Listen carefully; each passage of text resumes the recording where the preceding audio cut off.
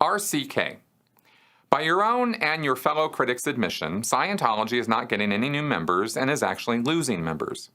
But at the same time, you, as well as A&E's Scientology in the Aftermath and other anti-Scientology websites, make a big deal about Scientology's tax-exempt status. If Scientology is truly dying, why should I, a non-Scientologist, care whether or not it keeps its tax-exempt status or not?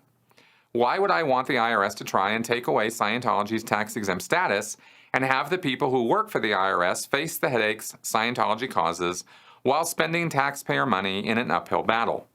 Why not wait them out and see who ends up being the last one to close the doors and leave? That person, whether David Miscavige or someone else, ends up shutting down the Church of Scientology, takes the money, and is hit with a tax bill on the massive personal income. Okay, well, little bit of an overly simplistic conclusion there as to how all of this is going to come to an end. I don't think it's going to be anywhere near that summary, sweet, or simple. But as far as your question goes, I want you to consider what it is that I and other critics of Scientology have been talking about when we talk about Scientology. We discuss Scientology's tax-exempt status as something that it shouldn't have because Scientology violates people's human rights. It regularly violates their civil liberties and human rights. On a daily basis, Scientology is violating the Geneva Convention, the Universal Declaration of Human Rights, and many laws of the land. It is a criminal organization. It is a scam that is meant to make money by leeching off of people through telling them lies that are really well-crafted lies, but are nevertheless lies, in order to get them to pay and pay and pay and pay, or to sacrifice literally their time in their life as Sea Org members, as staff members, for years, decades. For what? For nothing. So that David Miscavige can live the lifestyle of the rich and famous.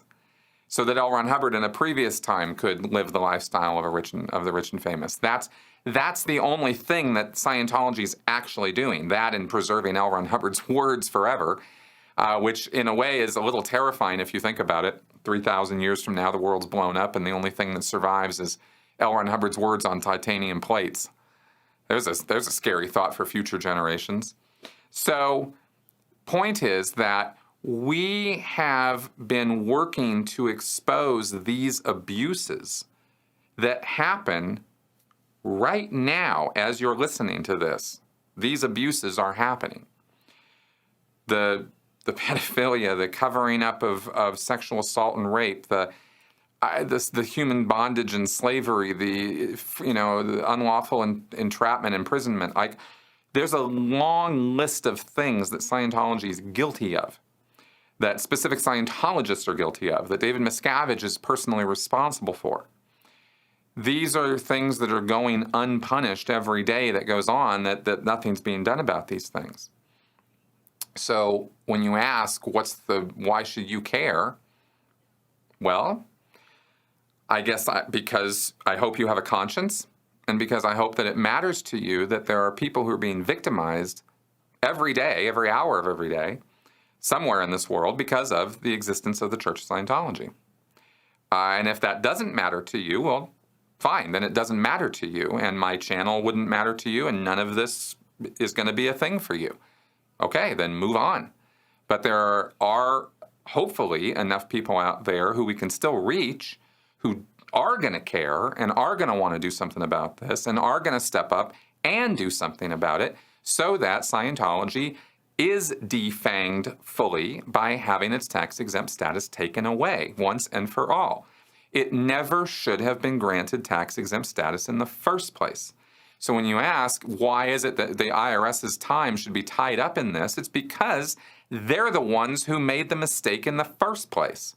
They should never have bent knee to the Church of Scientology, and yet that is what they did. We've discussed in great detail why they did that. It's understandable. It's not like I don't get it, but it still shouldn't have happened the way that it did. And had it not happened that way, we would be in a vastly different world right now. And there would be quite a few people who would have more money, more of their actual life back, would not be psychologically damaged or suffering from PTSD or worse, etc., etc., etc. I think you get the idea. So that's my answer to your question. I hope you will consider it well. And if you do, then you can let me know what you think.